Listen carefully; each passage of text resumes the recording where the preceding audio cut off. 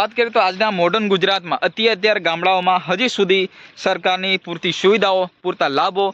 છેવાડાના ગામ સુધી પહોંચ્યા નથી। જી હા મિત્રો, વાત કરીએ આપણે કે છોટાઉદેપુર જિલ્લાના કવાંટ તાલુકાના આંબાડુંગર અને હાપેશ્વર ગામના ત્યાંના બાળકો છે એ કાચી શાળાની અંદર અભ્યાસ લઈ રહ્યા છે અને ક્યાંક ને ક્યાંક ગામના જાગૃત યુવાનો દ્વારા જે વારંવાર સરકાર સુધી રજૂઆતો પહોંચાડવામાં આવી અને ક્યાંક ને ક્યાંક વિડીયો બનાવીને એ વિડીયો સોશિયલ મીડિયાની અંદર બનાવીને શેર કરવામાં આવ્યો। એ વિડીયોના આધારે ક્યાંક ને ક્યાંક શિક્ષણ મંત્રીની આંખ ઉગડી, ગુજરાત સરકાર દ્વારા તરત એક્શન લેવામાં આવી અને ક્યાંક ને ક્યાંક આ વિડીયો વાયરલ થયો અને એક મહિનો દિવસ નહોતો થયો અને ક્યાંક ને ક્યાંક ત્યાં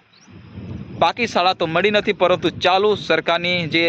ફૂલ સુવિધાઓ સાથે કન્ટેનર શાળા ત્યાં મૂકવામાં આવી છે। મિત્રો, વાત કરીએ તો આ જે શાળા છે 2018થી ત્યાં કાર્યરત છે। જો ધારે તો ત્યાં વર્ષની અંદર પાકી શાળા બનાવી દે, કારણ કે ગુજરાતમાં જે રીતના વિકાસ થઈ રહ્યા છે સિટી એરિયામાં અને અનેક જગ્યાએ વાત કરીએ તો ગામડાની અંદર કેમ નહીં। મિત્રો, વાત કરીએ તો 2018થી આજે 2026 ચાલી રહ્યો છે। આ વર્ષની અંદર એક પણ ત્યાં સરકારની સુવિધાઓથી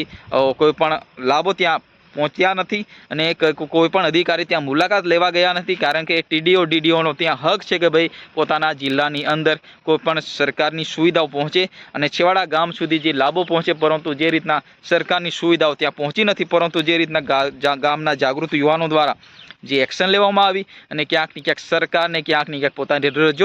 રજૂઆતો પહોંચાડવામાં આવી, આખરે એનો નિર્ણય લેવાયો અને ક્યાંક ને ક્યાંક વર્ષની અંદર નહીં પરંતુ અહીંયા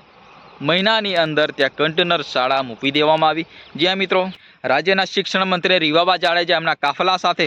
ત્યાં જે રીતના કન્ટેનર શાળા તૈયાર થઈને બન્યું ત્યારે ઉદ્ઘાટન કરવા માટે ગયા હતા, પરંતુ કાદવ કિચડના કારણે એમની જે કાફલાની ગાડીઓ છે એ રસ્તામાં જ અટવાઈ હતી અને ક્યાંક ને ક્યાંક જેમ તેમ કરીને જેસીબી દ્વારા ત્યાં બોલાવી અને સમારકામ કરાવી ગાડીઓ આગળ વધાર્યું, પરંતુ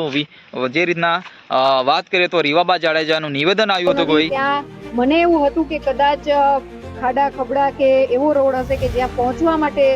કદાચ દુર્ગમતા દેખાય, પરંતુ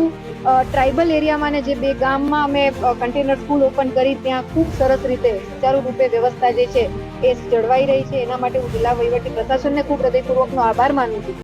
નિવેદન આપ્યું કે ભાઈ ગુજરાતમાં રસ્તાઓની પણ કમી નથી, પરંતુ વરી વાસ્તવિકતા ત્યાં જે રીતના જોવા મળી કે ભાઈ મીડિયા દ્વારા બતાવવામાં આવ્યું, પરંતુ મંત્રી દ્વારા જે રીતના નિવેદન આપવામાં આવ્યું કે ભાઈ સરકારની વાહ કરતા એક વિડીયોમાં આપણને જોવા મળ્યું કે રીવાબા જાડેજા કહી રહ્યા છે રસ્તા પણ જબરજસ્ત રીતના ત્યાં બનેલા છે। જ્યાં મિત્રો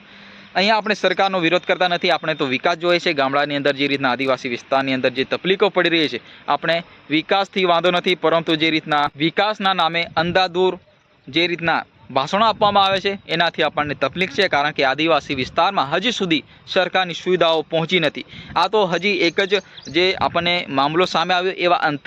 અંતરિયાળ ગામડાઓમાં હજી ઘણી શાળાઓ એવી છે કે ભાઈ જ્યાં શિક્ષણની કમી છે, શાળાઓ જર્જરિત છે, પરંતુ જે રીતના સરકાર દ્વારા